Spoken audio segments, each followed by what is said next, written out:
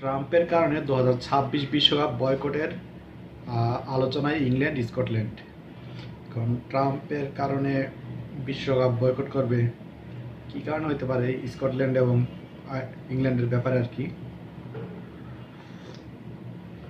তো এই ব্যাপারে আজকে আলোচনা করবো এখানে, দেখি কি হয়েছে না হয়েছে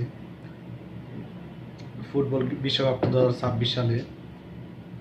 তো এটা জুড়ে নানা তর্ক বিতর্ক হবে, স্বাভাবিক।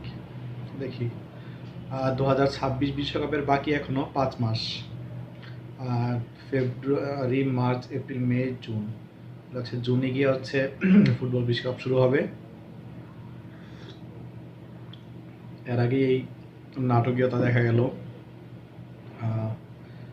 তবে তার আগেই মার্কিন যুক্তরাষ্ট্র, কানাডা ও মেক্সিকোর এই বিশ্বকাপ ঘিরে রাজনৈতিক প্রেক্ষাপটে নতুন এক বিতর্ক সৃষ্টি হয়েছে। তবে সেটি ফুটবলের কারণে নয়, বরং যুক্তরাষ্ট্রের প্রেসিডেন্ট ডোনাল্ড ট্রাম্পের সাম্প্রতিক আচরণ ইস্যুতে আবারও বিশ্বকাপ বয়কটের ডাক উঠেছে। ব্যাপারটা হচ্ছে ফুটবলের কারণে কিছু হয় নাই, তো ওই ট্রাম্পের জন্যই হচ্ছে বিভিন্ন ওর আচরণগত কারণে হচ্ছে এই ইস্যুটা উঠে আসছে। তো ইংল্যান্ড ও স্কটল্যান্ড মূলত এখানে জড়িত আর কি। তো ইংল্যান্ড ও স্কটল্যান্ডকে এই বছর জুনে মূল আয়োজক দেশ যুক্তরাষ্ট্র সহ কানাডা ও মেক্সিকোতে অনুষ্ঠিতব্য বিশ্বকাপ থেকে সরে দাঁড়ানোর আহ্বান জানানো হয়েছে দেশ দুটির বিভিন্ন রাজনৈতিক মহল থেকে। ওই রাজনীতির কারণে আসলে প্রভাবগুলো খেলাধুলায় পড়ে, এটা কতটুকু যুক্তিসঙ্গত আমি জানি না। তো এটা হওয়া উচিত না, রাজনৈতিক কারণে কোনো দল থেকে কাউকে বাদ দেওয়া। সম্প্রতি যে আইপিএলেও এমন একটা ঘটনা দেখা গেছে, রাজনৈতিক বিভিন্ন কারণ হচ্ছে মোস্তাফিজুর রহমানকে এবার ভালো চড়া দামে বিক্রি করে, কিন্তু শেষ পর্যন্ত কিছু রাজনৈতিক কারণে আসলে হয় নাই, মোস্তাফিজ খেলতে পারে না আইপিএল। তো এমনই একটা সমস্যা দেখা দিল আবার ফুটবলের মধ্যেও ডোনাল্ড ট্রাম্পের কারণে। যে ইংল্যান্ড এবং হচ্ছে স্কটল্যান্ড, তো এই দুইটা দল বয়কটের আলোচনায় আছে আর কি। তো বিশ্বকাপ থেকে আচ্ছা, এখানে হচ্ছে খবর অনুযায়ী ব্রিটিশ রাজনৈতিক নেতারা বলছেন ট্রাম্পের গ্রিনল্যান্ড নিয়ন্ত্রণের উচ্চবিলাস ও তার আচরণ আন্তর্জাতিক নৈতিকতার বাইরে, এবং এমন পরিস্থিতিতে বিশ্বকাপে অংশগ্রহণ উপযুক্ত নাও হতে পারে বলে জানা গেছে। তারপর যদিও এই প্রস্তাবগুলো ক্রীড়া কর্তৃপক্ষ বা ফুটবল ফেডারেশনগুলোর পক্ষ থেকে কোনো আনুষ্ঠানিক সিদ্ধান্ত নয়, ওই রাজনৈতিক মহল থেকে বিভিন্ন কথাবার্তা উঠে আসছে আর কি। এটা আসলে ওই যারা ক্রীড়াঙ্গনে আছে বা যে ফুটবল ফেডারেশন আছে ওইখান থেকে কোনো আনুষ্ঠানিকভাবে এখনো সিদ্ধান্ত হয় নাই। এটা ওই রাজনৈতিক কারণেই কথা রেশারেশি বা এই টাইপের হইতে পারে আর কি।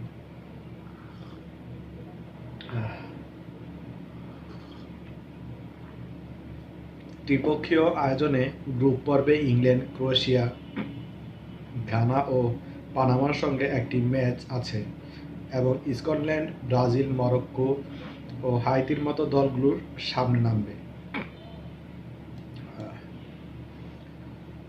অতিমাত্রায় রাজনৈতিক চাপের মুখে কিছু সাংসদ বলেছেন জাতীয় দলগুলো তাদের ক্রিয়া ও নীতি এবং অবস্থানের সঙ্গে সামঞ্জস্য রেখে এ ধরনের আন্তর্জাতিক ইভেন্ট অংশ নেওয়া উচিত কিনা তা পুনর্বিবেচনা করা দরকার। এটা একটা বড় টুর্নামেন্ট, তো এখানে হুটহাট কোনো ডিসিশন তো নেওয়া যায় না। সবাই হয়তো এত বড় আন্তর্জাতিক একটা ইভেন্ট, এখানে সবাই কথা বলবে, জাতীয় দলগুলো সমঝোতায় আসবে, তারপর হয়তো বা অংশগ্রহণ করবে আর কি।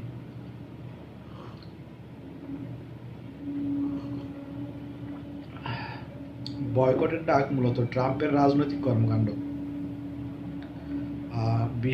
বিশেষত গ্রিনল্যান্ড নিয়ে তার আগ্রাসী পরিকল্পনা ও ইউরোপের দেশগুলোর উপর হুমকির মতো মন্তব্যের সঙ্গে যুক্ত হয়ে উঠেছে। বিরোধী রাজনীতিবিদরা মনে করেন, আন্তর্জাতিক খেলোয়াড় ও দর্শকদের সামনে এমন একটি পরিবেশ তৈরি করা উচিত নয় যেখানে রাজনৈতিক উত্তেজনা খেলাধুলার আনন্দকে ছাপিয়ে যায়।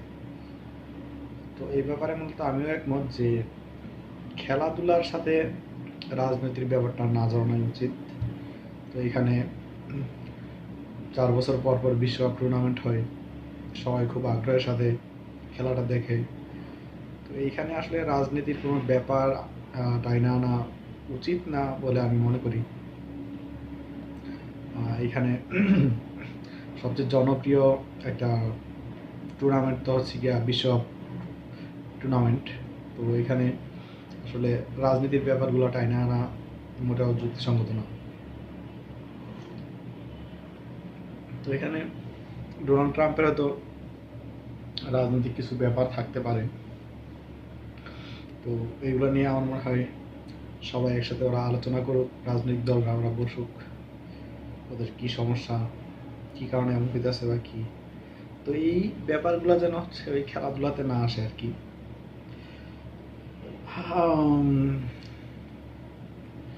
জার্মান বসে কথা বলতে পারতো ট্রাম্প। গ্রিনল্যান্ড মূলত দখল নিয়ে এটা আর কি। তার একটা শিরোনামে দেখছিলাম যে গ্রিনল্যান্ড দখলের নতুন পরিকল্পনা জানালেন ট্রাম্প। যুক্তরাষ্ট্র এখন আবার নতুন করে গ্রিনল্যান্ড দখল করবে। তো এই কারণেই হয়তো বা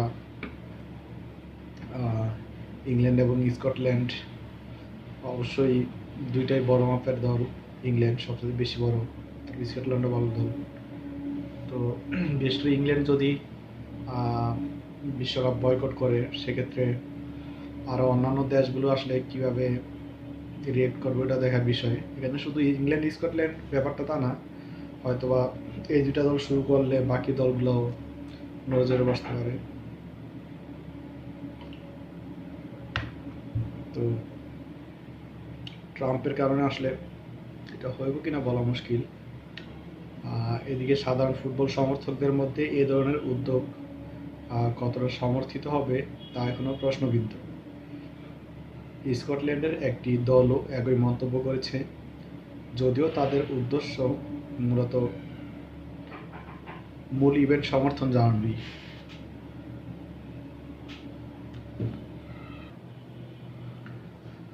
আচ্ছা, এদিকে গত বছর ডিসেম্বরে বিশ্বকাপের সূচি দেওয়া হয়েছে। এই আসরে অংশ নেওয়া ইংল্যান্ড, স্কটল্যান্ড সহ অন্য দলগুলো এরই মধ্যে তাদের প্রস্তুতি চালাচ্ছে এবং আনুষ্ঠানিক বয়কট বা অংশ ত্যাগের বিষয়ে এখনো কোনো ঘোষণা হয়নি। আন্তর্জাতিক ফুটবল সংস্থা ফিফা ও অন্যান্য সংশ্লিষ্ট কর্তৃপক্ষ এই ব্যাপারে সরাসরি কোনো প্রতিক্রিয়া জানায়নি আর কি। তো দেখা যাক।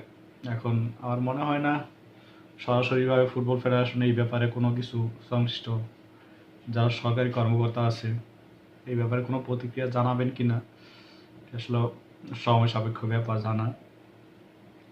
তো লাস্টে আরেকটু বলা হয়েছে যে ফুটবল ও রাজনৈতিক ইস্যুর সংযোগে নতুন কোনো বিষয় নয়, ও ফুটবল ও রাজনৈতিক ইস্যুর সংযোগ নতুন কোনো বিষয় নয়। তবে 2026 বিশ্বকাপের পূর্বাভাসে রাজনৈতিক চাপের ছাপ রেখেই এই বিতর্ক দীর্ঘমেয়াদী আলোচনার বিষয় হয়ে দাঁড়িয়েছে। তো এখানে মূলত ওই ডোনাল্ড ট্রাম্পের হচ্ছে গ্রিনল্যান্ড দখল করা নিয়ে এই ব্যাপারগুলো আর কি।